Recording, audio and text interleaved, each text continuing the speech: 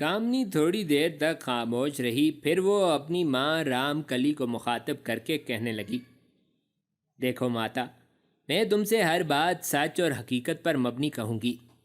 گو سچی بات کڑوی لگتی ہے، پر میں تم سے جھوٹ نہیں بولوں گی ماتا۔ بات یہ ہے کہ جس وقت احمد شاہ ابدالی کے جرنیل شاہ پسند نے لاہور کے نواح میں مجھے شکست دی تھی اور مجھے اسیر بنا لیا تھا، اس وقت سے مجھے اس سے بے انتہا نفرت ہو گئی تھی۔ اسی بنا پر میں نے احمد شاہ ابدالی کے لشکر میں قیام کیا اور تہیہ کر لیا تھا کہ میں اس سے انتقام لے کر جاؤں گی۔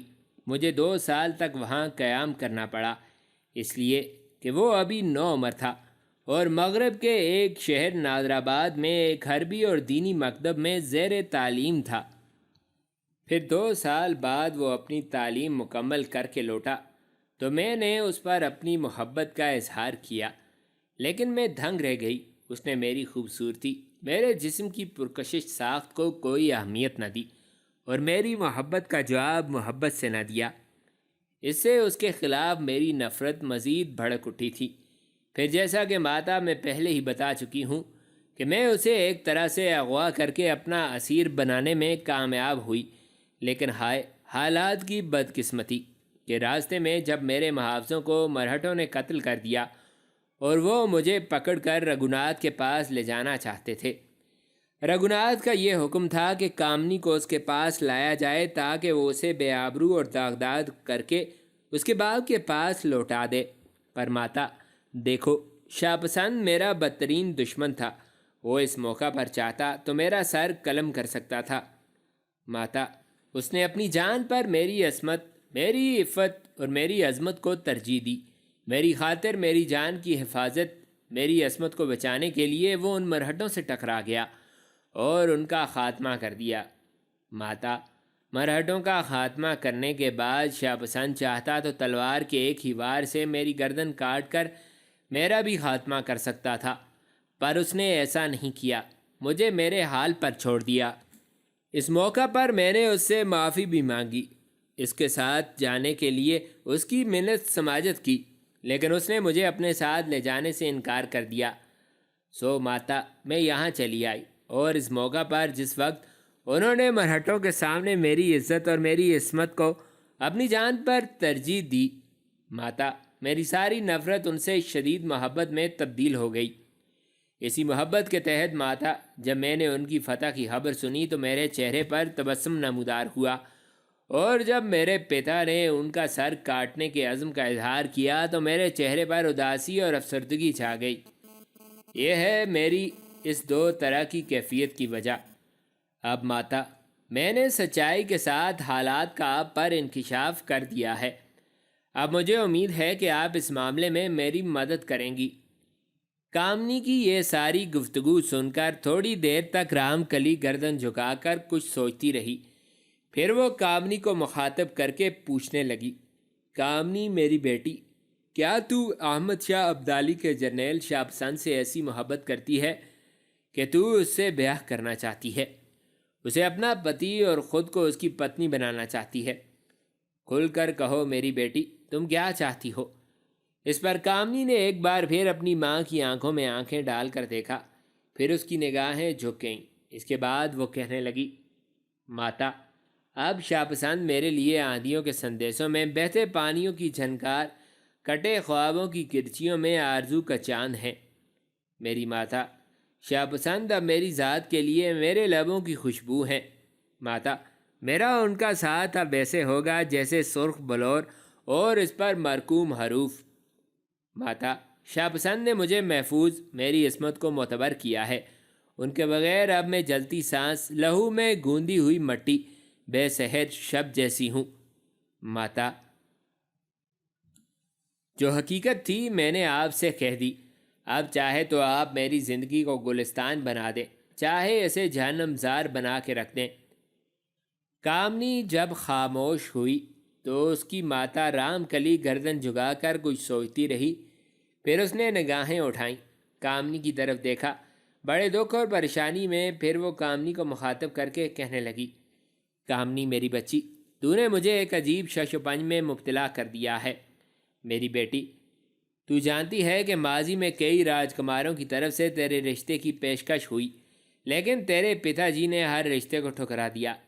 حالانکہ مرہٹوں کے پیشوا بالاجی راؤ کے بھائی رگھوناتھ کا رشتہ بھی تمہارے لیے آیا، پر تیرے باپ نے ان سے دشمنی مول لے لی، پر تیرا رشتہ انہیں نہ دیا۔ تو جانتی ہے میری بچی، تیرے پتا تجھے اپنی حیات اور اپنی زندگی کا عنبر اور آسمان خیال کرتے ہیں۔ وہ تجھے کسی ایسے شاہی گھرانے میں بہانا چاہتے ہیں جہاں تو ایک رانی کی حیثیت سے سدا راج کرتی رہے۔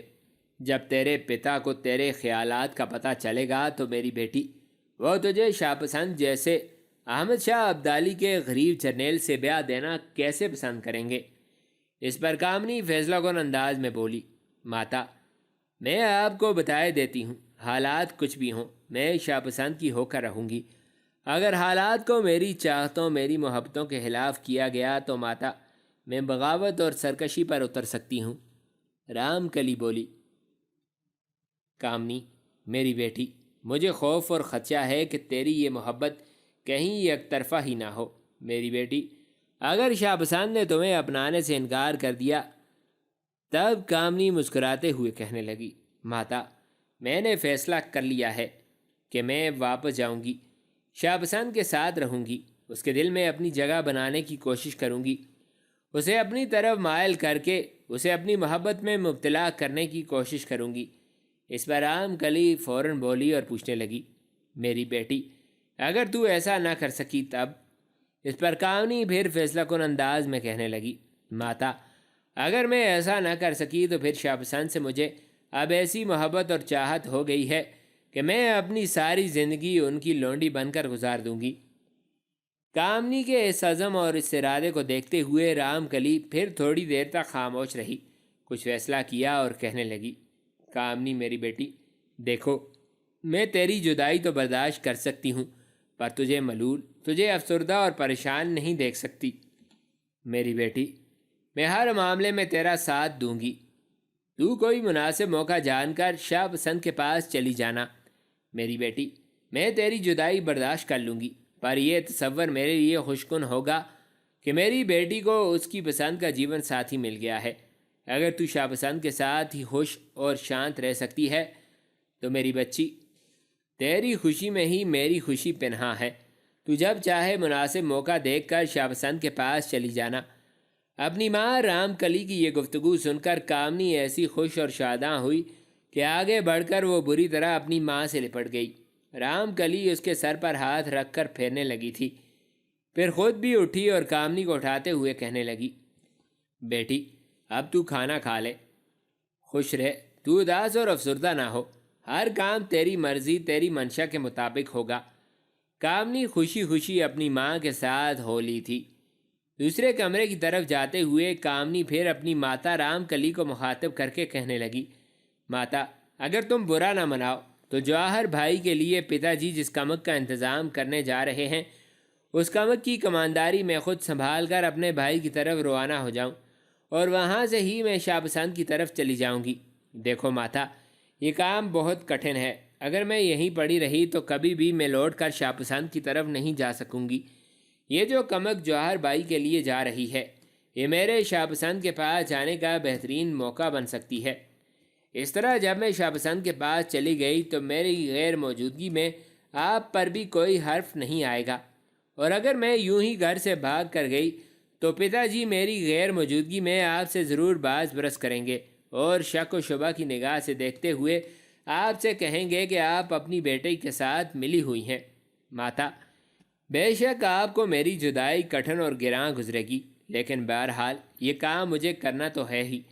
اس پر رام کلی بیچاری اداس ہو گئی تھی، اور ٹوٹتی بکھرتی آواز میں وہ کہنے لگی، دیکھو بیٹی، میں تیرے کسی کام میں دیوار نہیں بنوں گی، اگر تو ایسا ہی کرنا چاہتی ہے تو میں تیرے ساتھ ہوں، پر میں تم سے پوچھتی ہوں کہ اگر تو نے اس قدر جلد ہی واپس لوٹ کر شاہ پسند کے پاس جانا تھا تو یہاں آنے کی کیا ضرورت تھی؟ تم شاہ پسند کے پاس ہی رہتی، اور جب تمہیں احساس ہو گیا تھا کہ تم شاہ پسند کو چاہتی ہو تو تمہیں وہیں سے لوٹ کر واپس شاہ پسند کے لشکر میں چلے جانا چاہیے تھا، گھر نہیں آنا چاہیے تھا، اور کسی کے ذریعے مجھے اپنے اصل حالات سے آگاہ کر دیتی۔ تو میں تیری خاطر دل پر پتھر رکھ کر خاموش ہو کر رہتی اور یہ سمجھ لیتی کہ میری بیٹی جہاں ہے زندہ اور خوش ہے۔ اس پر کامنی بولی اور کہنے لگی، بس ماتا، یہی مجھ سے سب سے بڑی غلطی ہوئی ہے۔ اس وقت میں نے شاہ پسند کو منانے کی بہت کوشش کی، لیکن وہ غصے اور خفگی میں تھے۔ مجھے اپنے ساتھ انہوں نے لے جانا پسند نہیں کیا۔ ان کی غضبناکی اور غصے کو دیکھتے ہوئے ان کی طرف جانے کے بجائے میں ادھر چلی آئی۔ اب مجھے احساس ہوتا ہے کہ میں نے یہ بہت غلط قدم اٹھایا تھا۔ مجھے شاہ پسند کے پیچھے پیچھے لشکر میں جا کے ان سے معافی مانگ لینی چاہیے تھی۔ اگر وہ مجھے معاف نہ بھی کرتے تب بھی ماتا، لشکر میں رہنے کے لیے میرا ایک ٹھکانہ ضرور ہوتا۔ اب میں قاضی ادریس سے بھی جا کر معافی مانگوں گی، جن سے مجھے امید ہے کہ وہ مجھے معاف کر دیں گے، اس لیے کہ میں نے ان جیسا نیک اور فراخ دل انسان آج تک نہیں دیکھا۔ رام کلی نے تھوڑی دیر گہری نگاہوں سے کامنی کی طرف دیکھا، پھر وہ پوچھنے لگی، کامنی میری بیٹی، کیا میں یہ سمجھ لوں کہ تو اپنا دھرم بھی ترک کر چکی ہے؟ اس پر کامنی افسردہ لہجے میں کہنے لگی، ماتا، آپ سے میں کیا چھپاؤں گی؟ آپ میری گردن بھی کاٹ دیں میں اف نہیں کروں گی، کیونکہ آپ میری ماں ہیں۔ پر میں آپ سے حقیقت کہوں، میں اپنا دھرم ترک کر چکی ہوں۔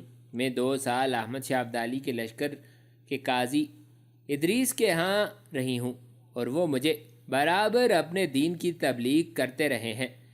میرا چونکہ وہاں قیام کرنے کا اصل مقصد شاہ پسند سے انتقام لینا تھا، لہٰذا میں ان کی ساری باتوں کو سنتی تو غور سے رہی، پر ان پر عمل نہیں کرتی رہی۔ بہرحال ان کی ساری باتیں مجھے یاد رہیں۔ پھر جب میں شاہ پسند کو اغوا کر کے لا رہی تھی، اور جس نیک نیتی اور خلوص کے ساتھ انہوں نے مرہٹوں سے میری عزت اور میرے ناموس کی حفاظت کی، ماتا، اس وقت مجھے نہ صرف یہ کہ مسلمانوں کے ضابطہ اخلاق کا احساس ہوا، شاہ پسند کے کردار کی رفت اور بلندی کا احساس ہوا، بلکہ اس وقت لگاتار 2 سال تک قاضی ادریس جو مجھے تبلیغ کرتے رہے تھے، اس کا ایک ایک لفظ بھی میرے ذہن میں تصویروں کی طرح پھر گیا تھا۔ ماتا، اس تعلیم کو قبول کرتے وقت میرے ذہن میں منافقت تھی، لیکن اب میں انتہائی خلوص اور سچے دل سے شاہ پسند کے دھرم میں داخل ہو چکی ہوں۔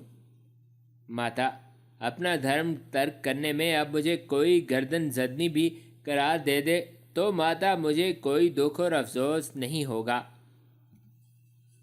کامنی کی اس ساری گفتگو کے جواب میں رام کلی تھوڑی دیر تک گردن جھکائے کچھ سوچتی رہی، پھر وہ بولی اور کامنی کو مخاطب کر کے کہنے لگی، دیکھ کامنی میری بچی، تھوڑی دیر تک تمہارے پتا جی لوٹ آئیں گے تو خود ہی تم ان سے کہنا کہ جو کمک جواہر بھائی کے لیے جا رہی ہے اس کی کمانداری تو خود کرے گی۔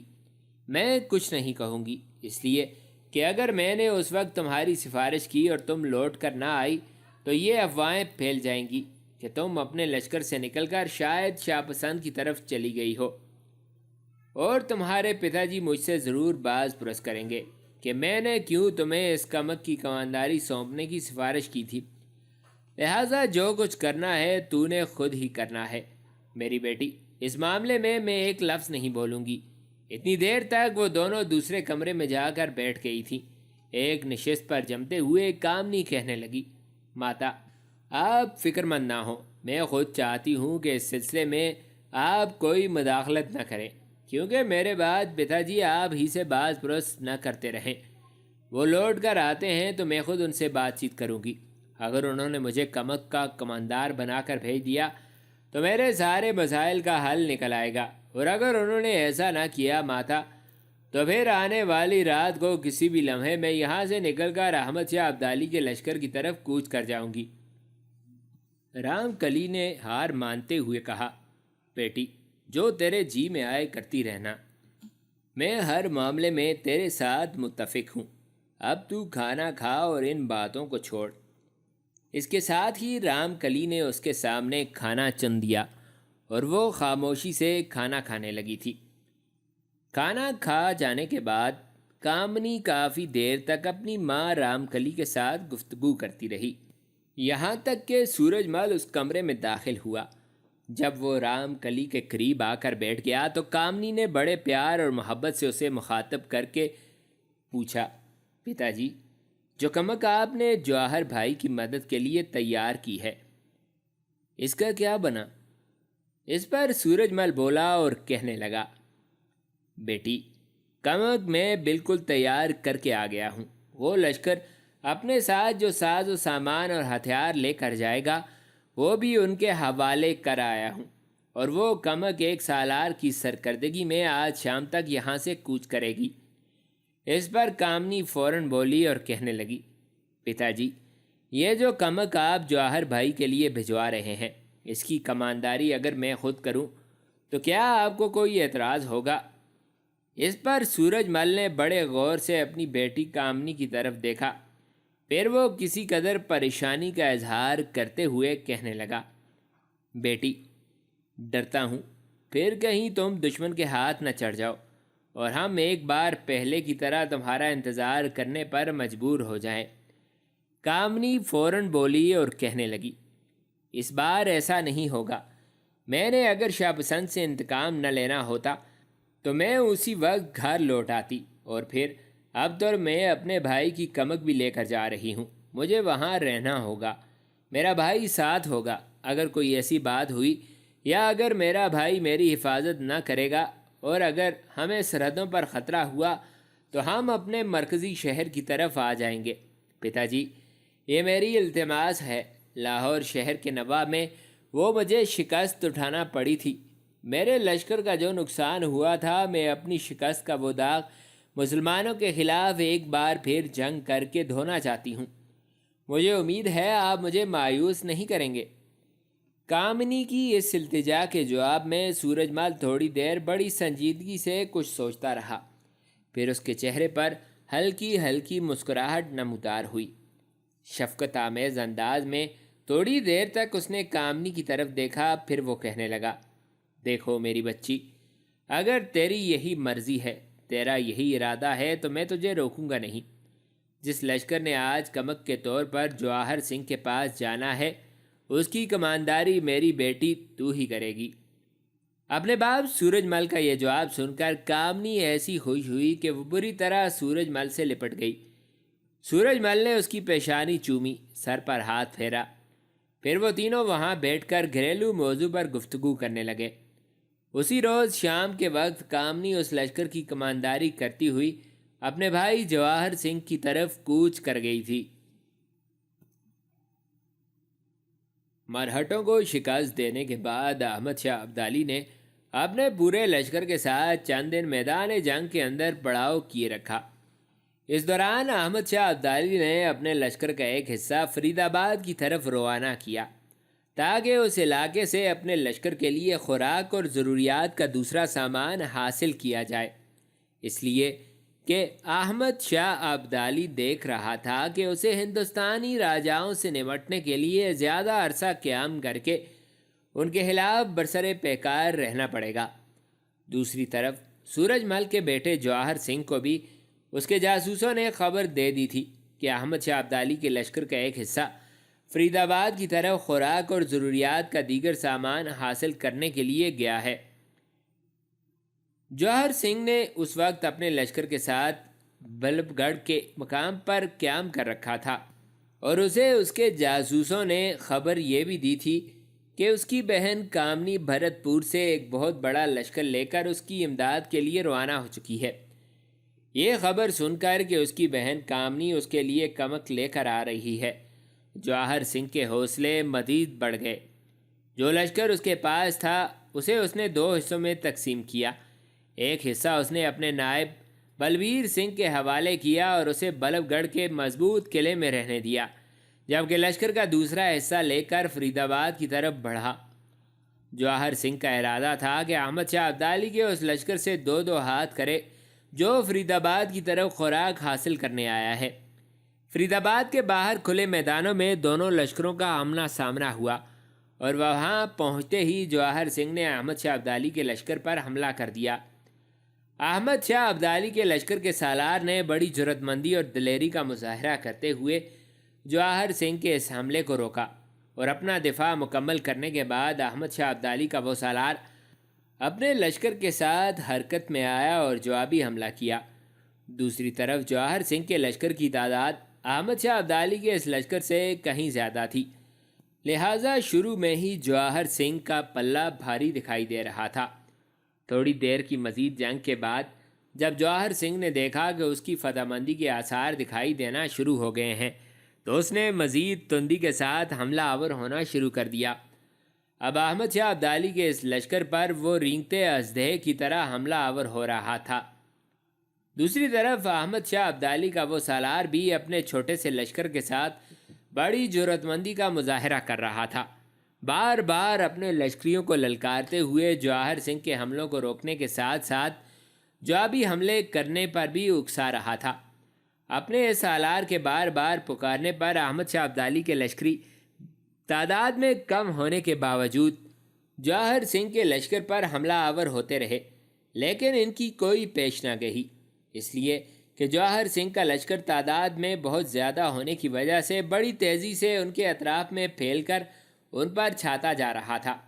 جواہر سنگھ اس جنگ کو طول نہیں دینا چاہتا تھا، اسے خدشہ لاحق تھا کہ اگر جنگ طول پکڑ گئی تو مسلمانوں کو احمد شاہ ابدالی کی طرف سے کمک مل جائے گی، اور انہیں کمک پہنچ گئی تو پھر اس کے لیے میدان جنگ میں ٹھہرنا انتہائی مشکل اور دشوار ہو جائے گا، لہٰذا وہ پہلے کی نسبت بھی زیادہ تیزی سے حملہ آور ہونے لگا تھا۔ اب وہ آندھیوں کے شناسہ طوفانوں کے محرم کی طرح احمد شاہ ابدالی کے اس لشکر پر ٹوٹ پڑا تھا۔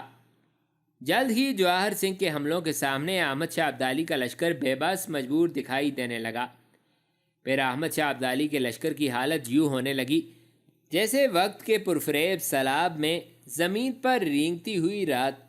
احمد شاہ ابدالی کے لشکر کی حالت اب جواہر سنگھ نے ہیکلوں کی فتنہ گری جیسی بنا کے رکھ دی تھی۔ پھر وہ موقع بھی آیا کہ جواہر سنگھ کا لشکر پوری طرح احمد شاہ ابدالی کے لشکر کے اس حصے پر چھا گیا۔ احمد شاہ ابدالی کے ایک ایک لشکری کو جواہر سنگھ نے چن چن کر قتل کر دیا، اور کسی ایک کو بھی اس نے میدان جنگ سے بھاگ جانے کا موقع نہ دیا۔ جس قدر سامان اس لشکر کے پاس تھا اور مرنے والوں کے سارے گھوڑوں پر بھی قبضہ کرنے کے بعد جواہر سنگھ بلب گڑھ کی طرف لوٹ گیا۔ جواہر سنگھ اپنے لشکر کے ساتھ بلب گڑھ کی طرف بڑھتے ہوئے ابھی راستے میں ہی تھا کہ اس کے جاسوسوں نے اسے خبر دی کہ تھوڑی دیر تک اس کی بہن کامنی لشکر لے کر اس کے ساتھ شامل ہونے والی ہے۔ یہ خبر سن کر جواہر سنگھ بے حد خوش ہوا۔ وہ 5 میل مزید آگے بڑھا ہوگا کہ کامنی بھی اپنے لشکر کے ساتھ اپنے بھائی سے ملی۔ اپنی بہن کو دیکھ کر جواہر سنگھ بڑا خوش ہوا۔ جب کامنی اس کے سامنے آئی تو جواہر سنگھ بڑی خوشی کا مظاہرہ کرتے ہوئے اسے کہنے لگا، دیکھو میری بہن، مجھے یہ تو خبر ہو گئی تھی کہ تو احمد شاہ ابدالی کے لشکر سے نکل کر واپس آ چکی ہے۔ مجھے یہ بھی خبر ہو گئی تھی کہ تو شاہ پسند کو اغوا کر کے بھرت پور لے جانے میں ناکام ہو گئی ہے۔ اب تو افسوس نہ کر، ابھی ایسے کئی مواقع ملیں گے کہ ہم اس شاہ پسند کو اپنے آگے زیر کر سکیں۔ دیکھ، مجھے بیک وقت 2 خوشیاں ملی ہیں۔ ایک تو میں نے احمد شاہ ابدالی کے ایک لشکر کو بدترین شکست دی ہے، اور اس لشکر سے مجھے بہت سا سامان اور انگنت گھوڑے بھی ہاتھ لگے ہیں۔ دوسری خوشخبری یہ ہے کہ تم بھی میرے پاس لشکر میں پہنچ گئی ہو۔ اب میرے حوصلے پہلے سے کئی گنا بڑھ گئے ہیں، اور مجھے امید ہے کہ اب ہم احمد شاہ ابدالی کے لشکر کے پاؤں اکھاڑ پھینکیں گے۔ کامنی نے بظاہر چہرے پر مسکراہٹ بکھیرتے ہوئے اپنے بھائی جواہر سنگھ کی باتوں پر خوشی اور اطمینان کا اظہار کیا، تاہم اندر ہی اندر وہ ان باتوں کو ناپسند کر رہی تھی۔ بہرحال دونوں بہن بھائی اپنے اپنے لشکر کو لے کر بڑی تیزی سے بلب گڑھ کی طرف بڑھے۔ بلب گڑھ سے باہر جواہر سنگھ کے نائب بلبیر سنگھ نے اس کا شاندار استقبال کیا۔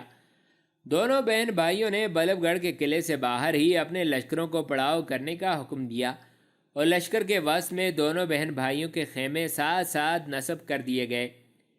ابھی پڑاؤ لگا ہی تھا اور لشکریوں کے لیے کھانا تیار ہو رہا تھا، جبکہ جواہر سنگھ اور کامنی دونوں بہن بھائی ایک ہی خیمے میں بیٹھے باہم گفتگو کر رہے تھے کہ جواہر سنگھ کا ایک پہرے دار اندر آیا اور جواہر سنگھ کو مخاطب کر کے کہنے لگا، راجکمار، مرہٹوں کی طرف سے ایک قاصد آیا ہے اور وہ فی الفور آپ سے ملنا چاہتا ہے۔ اس انکشاف پر جواہر سنگھ نے سوالیہ سے انداز میں اپنی بہن کامنی کی طرف دیکھا۔ پھر اس نے اپنے پہرےدار کو کہا، اس قاصد کو اندر بھیجو، ہو سکتا ہے کہ وہ ہمارے لیے کوئی اچھی اور خیر ہی کی خبر رکھتا ہو۔ وہ پہرےدار تھوڑی دیر بعد اپنے ساتھ مرہٹوں کے قاصد کو لے کر آیا۔ مرہٹوں کا قاصد جواہر سنگھ کے سامنے آن کھڑا ہوا۔ پھر وہ کہنے لگا، راجکمار، میں آپ کے لیے دوستی اور امن کا پیغام لے کر آیا ہوں۔ آپ کو یاد ہوگا کہ چند دن پہلے احمد شاہ ابدالی کے ایک جرنیل شاہ پسند نے ہمارے لشکر کو، جس کا سالار جرنیل مانک شور تھا، بدترین شکست دی تھی۔ مانک شور بڑی مشکل سے جان بچانے میں کامیاب ہوا اور اس کے سارے لشکر کو شاہ پسند نے تہہ تہہ کر دیا تھا۔ اب ہمارے پیشوا بالاجی راؤ نے اس لشکر سے بھی بڑا لشکر ترتیب دیا ہے۔ اس لشکر کا سپہ سالار بالاجی راؤ نے اپنے بھائی رگھوناتھ کو بنایا ہے اور دوسرے جرنیل مانک شور کو رگھوناتھ کا نائب مقرر کیا ہے۔ اس لشکر کی تعداد پہلے لشکر سے کئی گنا زیادہ ہے۔ مجھے رگھوناتھ نے آپ کی طرف روانہ کیا ہے اور یہ کہلا بھیجا ہے کہ ہمیں اپنے پرانے اختلافات اور عداوتوں کو فراموش کر کے احمد شاہ ابدالی کے مقابلے میں متحد ہو جانا چاہیے۔ رگھوناتھ نے کہلا بھیجا ہے کہ ہماری اور بھرت پور کے راجہ سورج محل کی دشمنی کامنی کے رشتے کی بنا پر تھی۔ اب جب کہ یہ رشتہ نہیں تو ہمیں یہ دشمنی آپس میں ہمیشہ کے لیے نہیں رکھنی چاہیے۔ اگر یہ رشتہ مل جاتا تو مرہٹوں کی سلطنت اور سورج محل کے تعلقات اس قدر مضبوط اور مربوط ہوتے کہ احمد شاہ ابدالی کو ہندوستان کی سرزمین میں داخل ہونے کی جرت ہی نہ ہو سکتی۔ یہ ہمارا باہمی اختلاف اور دشمنی ہی ہے جس کی بنا پر احمد شاہ ابدالی جگہ جگہ ہماری سرزمینوں میں کامیابیاں حاصل کر رہا ہے۔ ہمارے لشکر کا سپہ سالار رگھوناتھ چاہتا ہے کہ ہم احمد شاہ ابدالی کے لشکر پر دو طرفہ حملہ کریں۔ ایک طرف سے آپ اپنے لشکر کے ساتھ حملہ آور ہونے کے لیے پر تولیں، دوسری طرف سے رگھوناتھ حملہ آور ہوگا۔ اس طرح احمد شاہ ابدالی کا لشکر بڑھ جائے گا، اس کی قوت تقسیم ہو جائے گی اور ہم اسے آسانی سے شکست دینے اور پسپا کرنے میں کامیاب ہو جائیں گے۔ ہمارے سپہ سالار رگھوناتھ نے یہ بھی کہلا بھیجا ہے، اگر پرانی دشمنی کی بنا پر مرہٹوں سے سورج مل کے حق میں کوئی زیادتی ہوئی ہو تو ہم معذرت خواہ ہیں۔ رگھوناتھ کا یہ بھی خیال تھا کہ اگر اسے کامنی کا رشتہ مل جاتا تو دونوں سلطنتوں کے تعلقات نہایت استوار، بہترین اور مضبوط ہو جاتے۔ اس طرح ہندوستان میں کوئی بھی دشمن ان کی طرف بری نگاہ سے نہ دیکھ سکتا۔ یہاں تک کہنے کے بعد مرہٹوں کا وہ قاصد خاموش ہوا۔ اس کی ساری گفتگو سننے کے بعد جواہر سنگھ کچھ سوچتا رہا۔ پھر وہ قاصد کی طرف دیکھتے ہوئے کہنے لگا، سنو، اگر مرہٹے ہماری طرف دوستی کا ہاتھ بڑھا رہے ہیں تو ہم ان کی دوستی کے اس ہاتھ کو رد نہیں کریں گے، اس لیے کہ احمد شاہ ابدالی کے مقابلے میں واقعی ہمیں اور مرہٹوں کو آپس میں اتحاد اور اتفاق کر لینا چاہیے۔ اسی میں مرہٹوں کی اور ہماری بقا پنہاں ہے، اور اگر ہم نے اتحاد اور تعاون کے اس موقع کو برباد کر دیا تو احمد شاہ ابدالی ہمیں اکیلا اکیلا کر کے وہ مار مارے گا کہ ہم اپنا ماضی اور حال دونوں ہی فراموش کر کے رہ جائیں گے۔ سنو رگھوناتھ کے قاصد، جہاں تک رگھوناتھ کے ساتھ میری بہن کامنی کے بیاہ کا تعلق ہے، اسے متعلق میں کہوں کہ اس رشتے سے انکار میرے پتا سورج مل نے کیا تھا۔ میرا اس میں کوئی عمل دخل نہیں تھا، لیکن واپس جا کر رگھوناتھ سے کہنا کہ میں اب اس رشتے میں دخل اندازی کروں گا اور اپنے باپ کو اس بات پر آمادہ کروں گا کہ وہ میری بہن کامنی کا بیاہ رگھوناتھ کے ساتھ کر دے، اور مجھے امید ہے کہ میں ایسا کرنے میں ضرور کامیاب ہو جاؤں گا۔ اپنے بھائی کی ایک گفتگو سن کر قریب بیٹھی ہوئی کامنی کے چہرے پر غم و غصے کے آثار نمودار ہوئے، لیکن جلد ہی اس نے اپنے ان جذبات کو چھپا لیا اور بڑی تیزی سے اس نے ضبط کا مظاہرہ کرتے ہوئے اس کو احساس تک نہ ہونے دیا کہ اس نے اپنے بھائی کی اس گفتگو کو سخت ناپسند کیا ہے۔ جواہر سنگھ اپنے سلسلہ کلام کو جاری رکھتے ہوئے پھر کہہ رہا تھا، سنو رگھوناتھ کے قاصد، آج کی رات میرے لشکر میں تم مہمان کی حیثیت سے رہو۔ کل یہاں سے کوچ کرنا، واپس جا کر رگھوناتھ سے کہنا کہ ہم اس کے ساتھ پوری طرح تعاون کرنے کے لیے تیار ہیں۔